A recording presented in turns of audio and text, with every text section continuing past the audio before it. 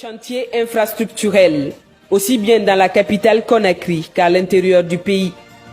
La voirie urbaine de Kaloum, les principales artères publiques qui font les routes transversales, celles secondaires dans la banlieue de la capitale ne sont pas en reste.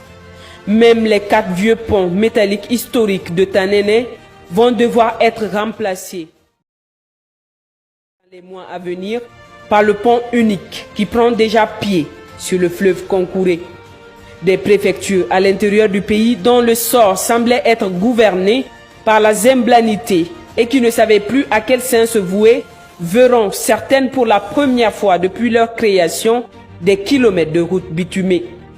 La préfecture de Tougué, 15 km, celle de l'Elouma, 9,5 km, la préfecture de Koubia aura 9,3 km, celle de Mali aura 17,1 km, la préfecture de Kindia, 8,5 km, la préfecture de Gawal, 10 km de bitume, la préfecture de Koundara, 8,3 km, celle de Dabola, 8,1 km, la préfecture de Macenta, 11,2 km, celle de Yomou, 11 km, et celle de Kerouane, 11,33 km de bitume. Les xénopholies en Tunisie ont été secourus en premier parmi tous les subsahariens frappés par le même sort, et ce, dans un aéronef floqué des couleurs nationales.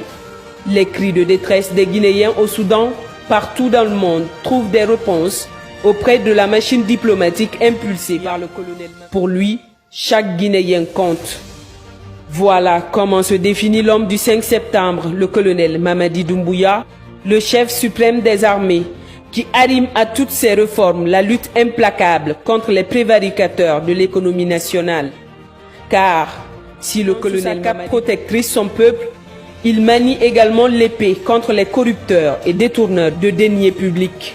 Une volonté politique affichée qui séduit les partenaires techniques et financiers de la Guinée, les institutions de Bretton Woods dans un contexte international pourtant austère. L'autre caractéristique de l'homme du 5 septembre 2021, c'est bien l'assurance qu'il dégage dans sa gestion des affaires publiques, le calme agissant qu'il impose face aux défis de son pays. Et cela porte des fruits juteux. La Guinée sous le CNRD impose sa présence dans le concert des nations du monde. La Guinée est fréquentée et fréquentable. L'accréditation d'une trentaine d'ambassadeurs à Conakry le confirme. Dans le sillage de cette embellie diplomatique, le très respectable président de la République du Rwanda a élu domicile les 17 et 18 avril 2023 à Conakry, histoire de prendre place auprès du colonel Mamadi Doumbouya dans la conduite des chantiers de refondation de son pays, l'encourager et discuter du raffermissement des relations entre les deux pays, tout un symbole. Et ce ne sont pas quelques adeptes de Méphistophélès, friands des univers fantasmagoriques imaginaires et les paracosmes de leur gourou, qui l'empêcheront de réussir ce pari pour le peuple souverain de Guinée. En effet, le colonel Mamadi Doumbouya n'est fort que d'une chose: le soutien total et inconditionnel de tout un peuple, debout comme un seul homme pour accompagner son combat pour le développement de la Guinée. Une Guinée qu'il voit grand dans les prochaines décennies. Une Guinée dont il prépare les futures élites. Une Guinée unie avec de nouveaux Guinéens à l'image de ses filles et fils du Prytanée militaire de Guinée, premier du genre. Voilà ce qui définit un chef d'État et s'appelle être investi de la souveraineté populaire.